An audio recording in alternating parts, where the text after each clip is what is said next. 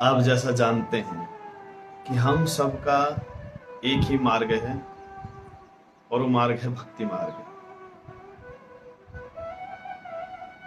और उस भक्ति मार्ग में निरंतर चलना हमारा कार्य है। और उस भक्ति मार्ग में चलने के लिए सदगुरुदेव के द्वारा बतलाया गया मार्ग, सदगुरुदेव के द्वारा बताई गई बातें यदि हम अपने जीवन में उतारते हैं तो निश्चित उस भक्ति पथ पर आगे बढ़ते हुए हमको परमात्मा की प्राप्ति अवश्य होगी।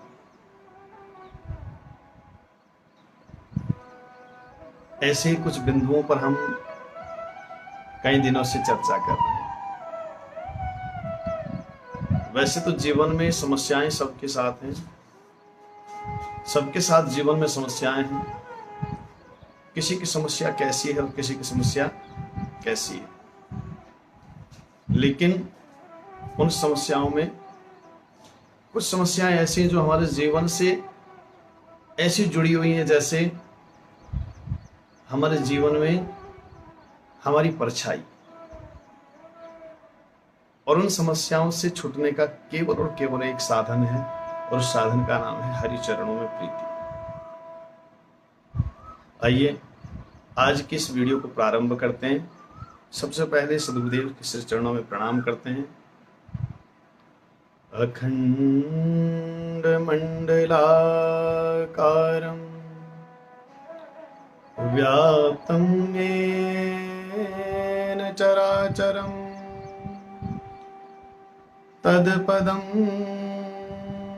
दर्शितं येन तस्मै श्री गुरुवे नमः। ध्यानमूलं गुरुर्मूर्ति पूजामूलं गुरुपदं मन्त्रमूलं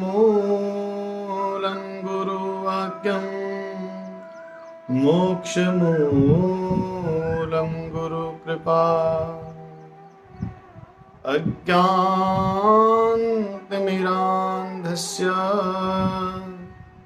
ज्ञानाञ्जनशलाकया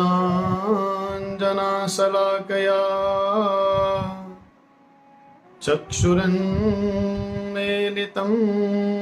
येन तस्मै श्री गुरुवे नमः। श्री गुरुचरण कमलेभ्यो नमो नमः। सर्वे भवन्तु सुखिनः, सर्वे सन्तु निरामयाः, सर्वे भद्राणि पश्यन्तु मा कश्चित् दुःखभाग् भवेत्।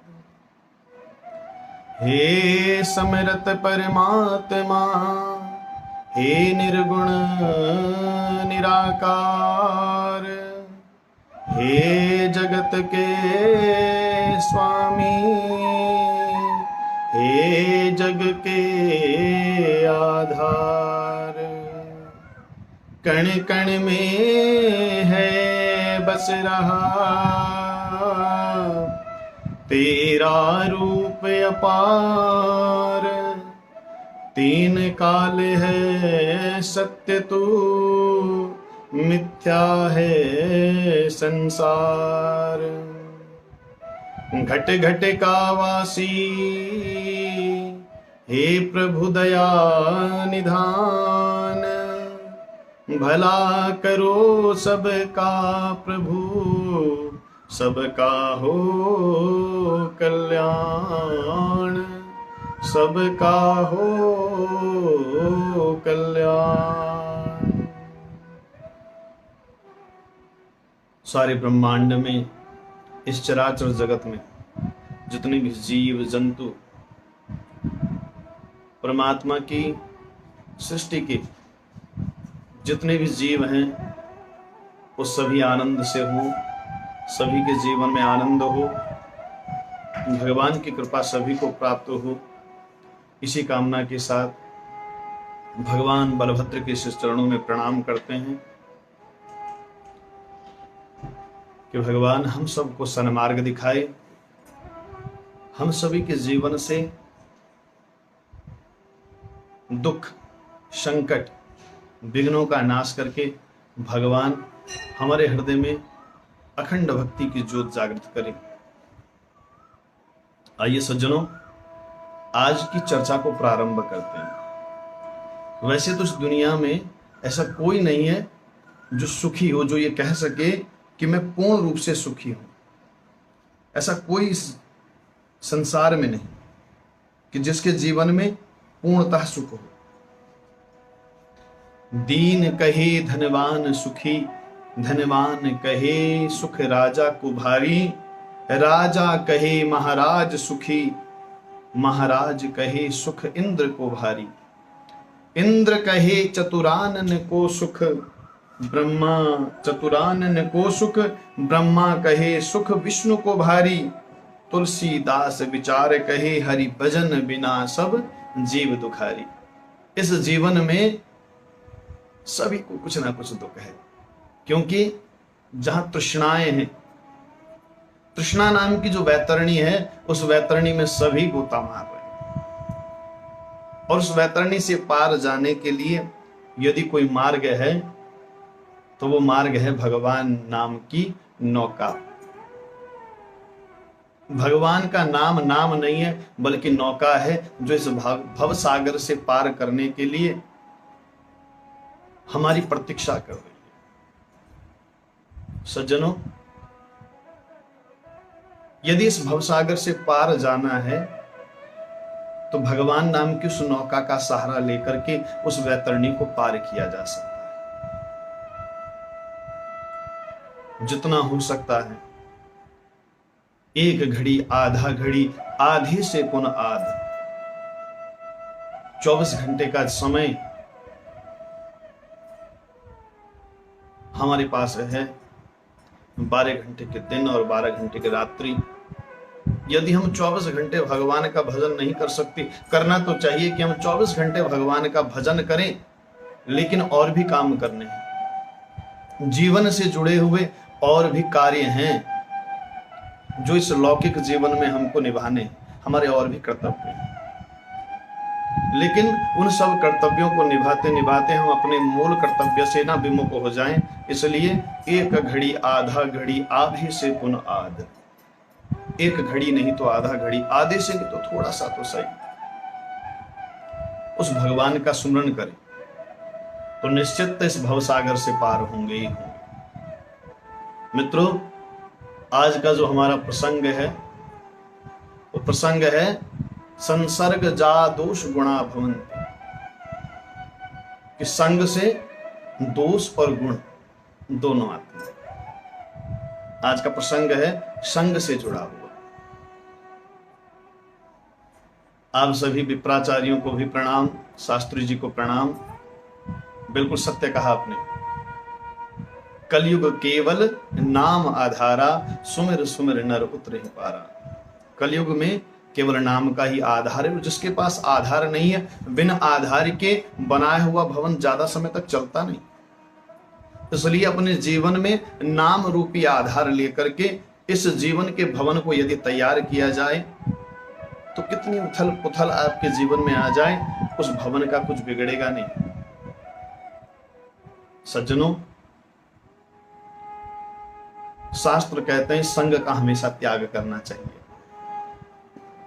यदि संग करना ही हो तो कैसे करें? संतों का संग करें।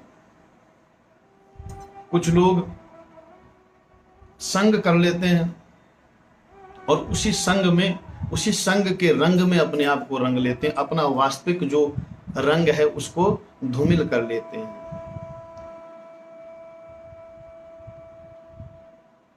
इस संसार में सब संत नहीं है और सब असंत भी नहीं, सब साधु नहीं है तो सब राक्षस भी नहीं है, सब शैतान भी नहीं।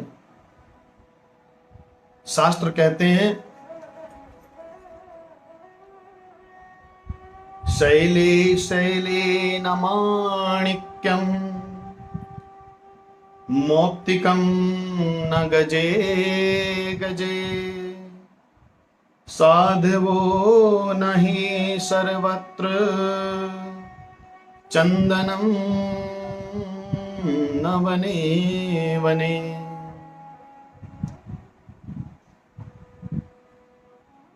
इसका अर्थ है कि हर पर्वत पर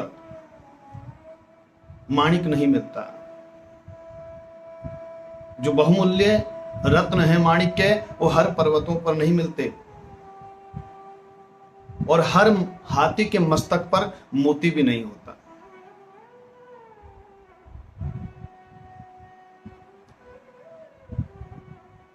हर जंगल में चंदन का वृक्ष नहीं होता, और हर व्यक्ति संत नहीं होता।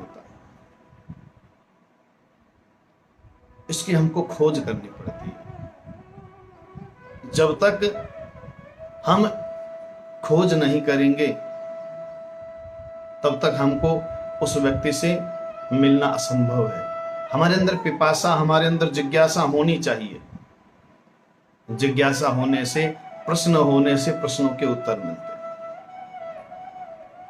लेकिन प्रश्नों के उत्तर के लिए हम हर किसी से पूछते फिरें तो हो सकता है रास्ता भटक जाए। कहते हैं हर चलने वाले से मार्ग न पूछे, हो सकता है कोई तुमको बहका दे मंजिल से।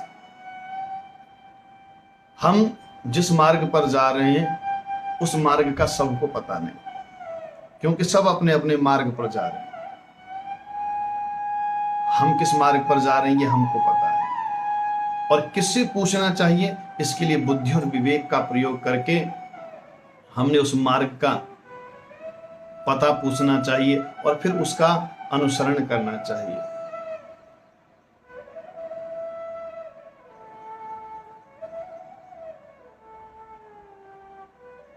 जैसे पुष्प में गंध होती है, तिलों में तेल होता है, सूखी हुई लकड़ी में अग्नि होती है, दूध में घी होता है, और गन्ने में मिठास होती है, रस होती है। वैसे शरीर के अंदर आत्मा होती है। बुद्धिमान मनुष्य क्या करता है? उस आत्मा का साक्षात्कार करके परमात्मा के दर्शन करता है, परमात्मा को समझता है। और ये कुछ भी असंभव नहीं है भैया। मनुष्य के लिए असंभव कोई शब्द ही नहीं है, बशर्ते उसके लिए वो परिश्रम करे। बिना परिश्रम के कुछ हो नहीं सकता। उद्यम करे, और उद्यम सफल तभी होगा जब उसके लिए आप प्रयत्न करेंगे, निष्काम होगा। किसी को नीचा दिखाने के लिए नहीं, अपने आप को बड़ा बनाने के लिए नहीं, केवल अपने अंदर की अशांत मन को शांत करने के लिए जब आपका उद्यम होगा तो निश्चित सफलता मिलेगी। नितांत सत्य है, इसको कभी झुटलाया नहीं जा सकता। श्रीमद् भागवत में देवर्षि नारद ने भक्ति, ज्ञान और वैराग्य के दुख को दूर करने के लिए अनेक प्रयास किए, लेकिन सफल नहीं हुए। आकाशवाणी ने कहा उद्यम करो। उद्यम के लिए खोज की तो सनकादिक ऋषियों ने मार्गदर्शन दिया, मार्ग प्रशस्त किया, और नारद की चित्त की व्यथा को शांत किया। तो नारद जी अपने आप को बड़ा बनाने के लिए,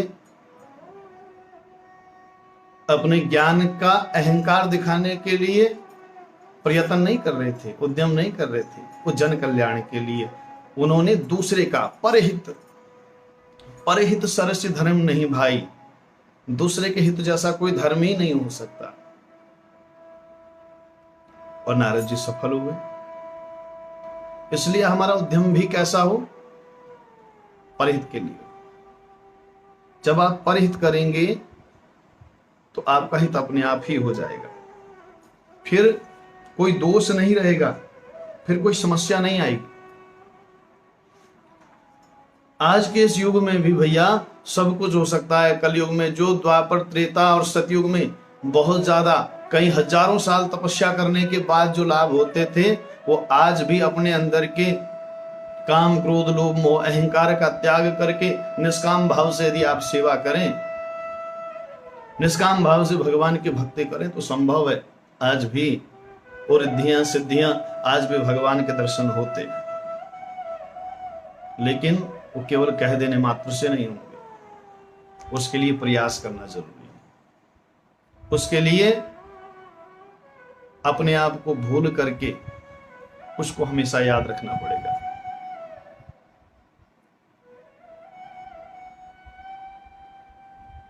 संग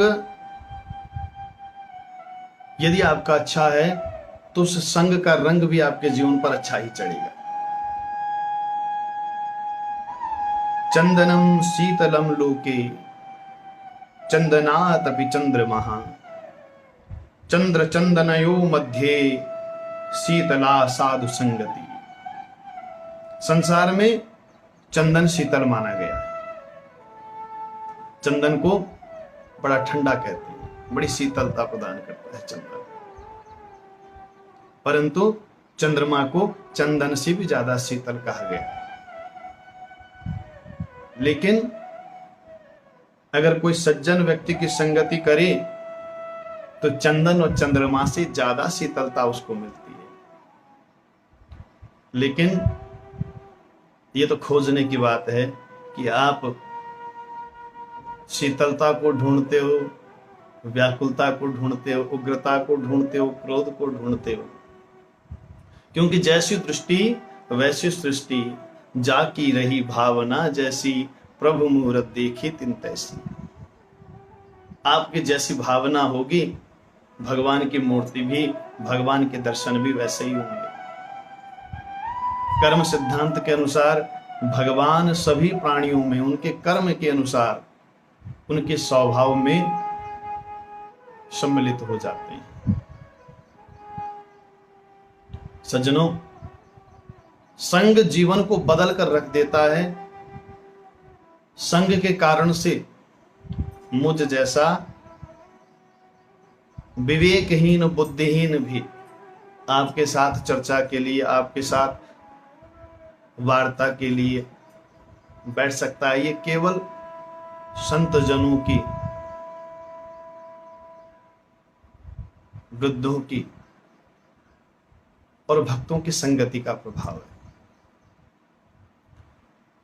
मेरी एक प्रिय मित्र ने मुझे एक कथा सुनाई थी और वो कथा मैंने पहले भी सुनाई है। आज भी मैं आपको संग की एक कथा सुनाने जा रहा हूं। अगर आपको अच्छी लगे तो अपने जीवन में उस कथा के रस को, उस कथा के सार को उतारने का प्रयास करें। सज्जनों, जैसा करेंगे संग वैसा चढ़ेगा रंग, जैसा पिएंगे पानी वैसी हो जाएगी वाणी। आपने सुना ही होगा।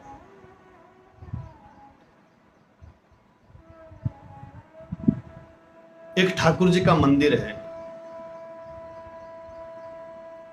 उस मंदिर की शोभा को बढ़ाने के लिए उस मंदिर के बाहर एक पुष्प वाटिका बनाई हुई है। और उस पुष्प वाटिका में, उस पुष्प वाटिका के बिल्कुल लगा हुआ एक नाला है। उस नाले में एक कीड़ा है।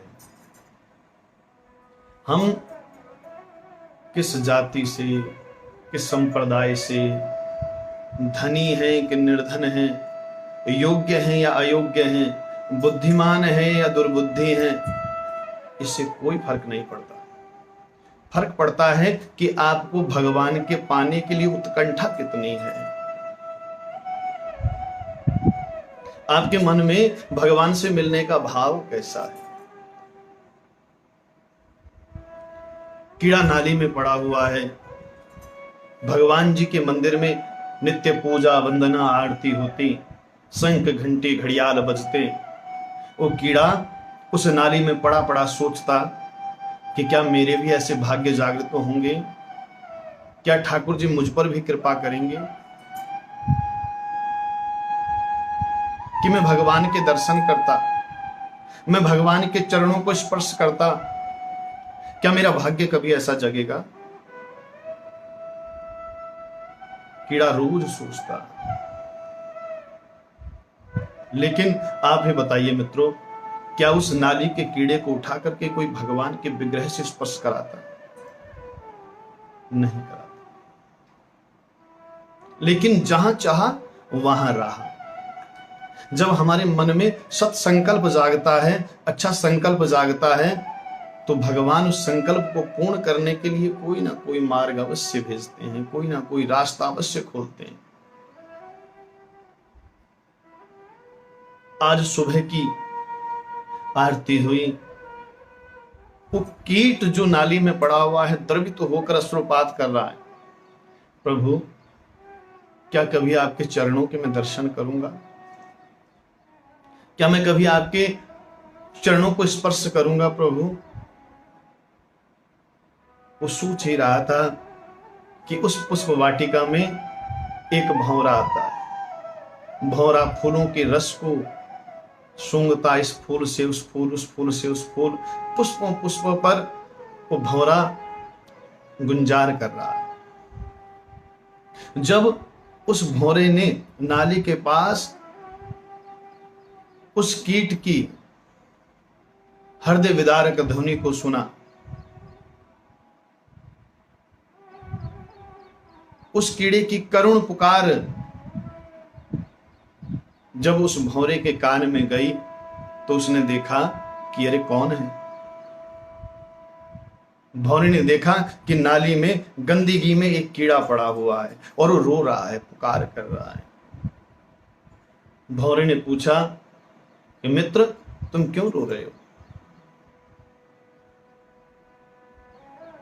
कीट ने कहा, तुमने मुझे मित्र कहा है और मित्र से कोई बात छुपाई नहीं जाती, इसलिए मित्र मैं तुमसे अपने दिल की व्यथा, अपने दिल की बात करना चाहता हूं। मेरा पूरा जीवन इस गंदे नाले में बीत गया और मैं चाहता हूं कि मैं इस गंदगी से बाहर आऊं। मैं चाहता हूं कि मैं प्रभु के दर्शन करूं, मेरे जीवन का भी उद्धार हो। भंवरे ने कहा, मित्र, मैं तो आपके साथ गंदगी में नहीं रह सकता, लेकिन मैं तुम्हारी सहायता कर सकता हूं। मैं तुमको इस गंदगी से उठा करके बाहर रख सकता हूं। कीड़े ने कहा, मित्र, यदि तुम मेरी इतनी सहायता भी कर दो तो आपका बड़ा उपकार होगा। भंवरे ने उस कीट को उठाया और गुंजार करता हुआ एक गुलाब के पुष्प के ऊपर बैठ गया। संध्या का समय हो चला था मित्रों।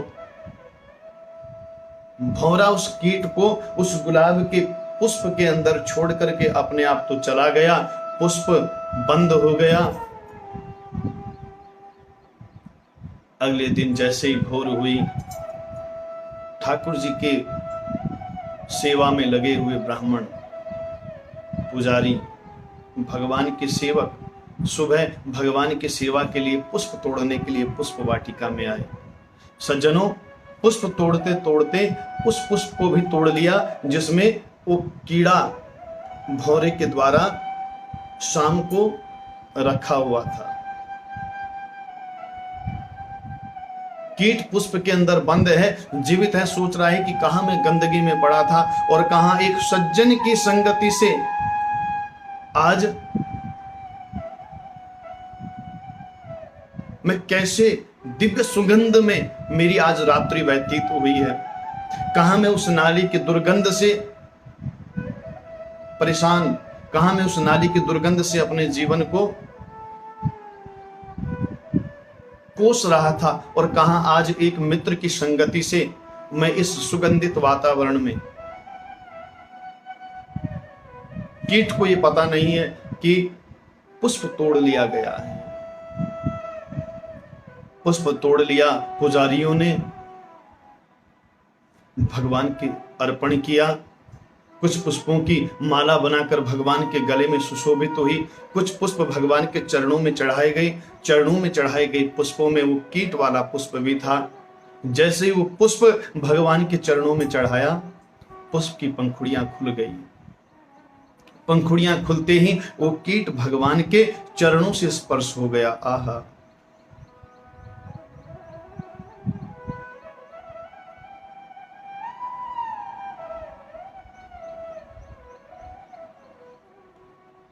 कीट भगवान के चरणों से स्पर्श होते ही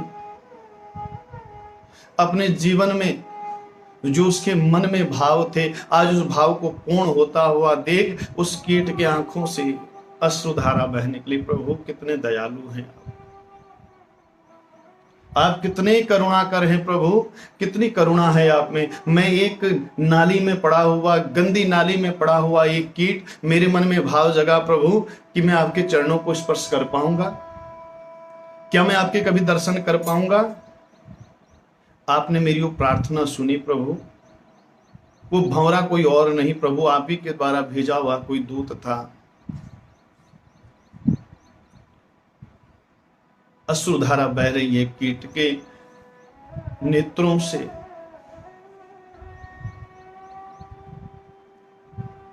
आज कीट अपने आप को धन्य समझने लगा।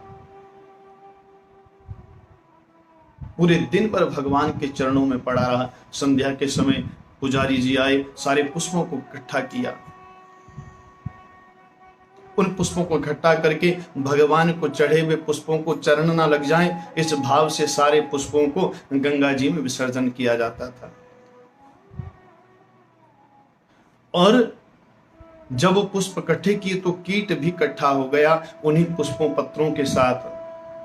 जो गंदी नाली में पड़ने वाला कीट था, भगवान के चरणों का स्पर्श करके सारे कलमशों का, सारे पापों का प्रायश्चित कर चुका था।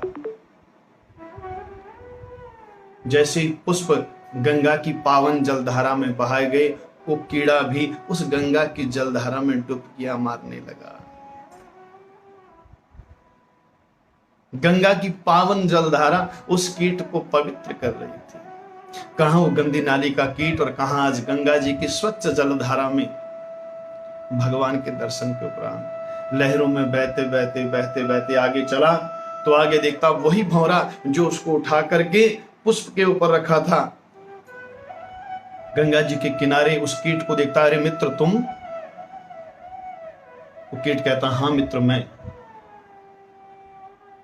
यदि मैं तुम्हारी संगति ना करता, तुम्हारी कृपा, तुम्हारा अनुग्रह यदि मुझे प्राप्त ना होता तो मैं भगवान के चरणों के दर्शन कैसे करता मित्र। यदि तुम्हारा अनुग्रह, तुम्हारी कृपा मुझ पर ना होती तो मैं इस गंगा जी की पावन जलधारा को कैसे स्पर्श करता मित्र। ये सब कुछ जो आज मेरे जीवन में पुण्य उदित तो हो रहे हैं मित्र, ये केवल और केवल आपके संग के कारण से। यदि मैं तुम्हारा संग ना करता तो मैं उसी गंदी नाली का कीड़ा बन करके जीवन को नष्ट कर देता। फिर पुनरपि जन्नम पुनरपि मरणम पुनरपि जन्नी जठरे सैनम, बार बार मैं किसी योनि में आकर के फिर मुझे जन्म लेना पड़ता। मित्र, तुम्हारे संग ने मेरे जीवन को ताड़ दिया। सज्जनों, ऐसे ही हमारा जीवन भी है। यदि हम किसी अच्छे मित्र, अच्छे संत, अच्छे गुरु की शरण में चले जाते हैं तो हमारे जीवन से भी वो समस्त रोग दोष, समस्त व्याधियां, समस्त कलमश हमारे नाश हो जाते हैं और भगवान की कृपा, भगवान का अनुग्रह हमें प्राप्त हो जाता है। तो मित्रों, आपसे भी मैं यही कहूंगा कि गलत संगति को त्याग करके अच्छी संगति को अपने जीवन में अपनाएं। यदि आपकी संगति गलत है और आप उसको नहीं छोड़ पा रहे हैं तो कोई बात नहीं। जो रही मन उत्तम प्रकृति, का करी सकत कुसंग, चंदन विष व्यापत नहीं, लिपटे रहत भुजंग। आप अपने आप को इतना अच्छा बना लें कि उस कुसंग का आपके जीवन पर कोई प्रभाव ही ना पड़े। फिर कितना ही असंग, कितना ही कुसंग आपके जीवन में हो, उसका आपके ऊपर कोई प्रभाव नहीं पड़ेगा। इन्हीं शब्दों के साथ आप सबको जय श्री राधे, जय श्री कृष्णा। दाऊ जी महाराज आप सबका कल्याण करे, हमको अखंड भक्ति प्रदान करे। इन्हीं शब्दों के साथ जय श्री कृष्णा।